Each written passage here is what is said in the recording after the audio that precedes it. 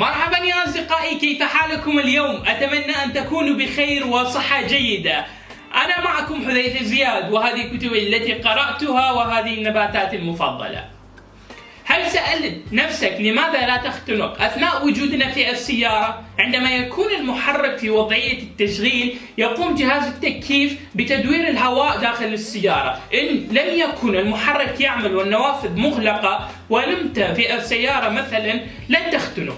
يوصلك كل السيارات مصنوعة بحيث لا تكون المقصورة الداخلية مغلقة تماما. كمية الأكسجين داخل السيارة تتجدد تلقائيا كل 3 ساعات. هناك فتحات عديدة يدخل منها الهواء مثل دعاسات البترول والفرامل وفتحات التكييف. هذا ينطبق انه ايضا على صندوق الأمتعة. دراسة وجدت ان لكي الأكسجين داخل السيارة يدخل داخل السيارة مغلقة بمحرك غير شغال أسرع مما يتجدد، لحيث اختناقه يتطلب الأمر وجود من 7 أشخاص إلى 9 أشخاص في داخل السيارة. لهذا عندما تركن السيارة طول الليل ثم تركبها ثانيا لا تنتظر عادة حتى يتجدد الهواء داخلها.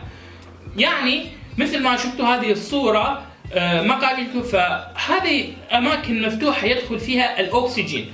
وأنا منتظر تعليقاتكم وسأجيب عليها. وإلى هنا وينتهي الحلقة، وأتمنى أن تستفادوا من هذه الحلقات، وادخلوا لقناتي واعملوا اشتراك وفعلوا جرس القناة ليصلكم كل ما هو جديد من قناتي.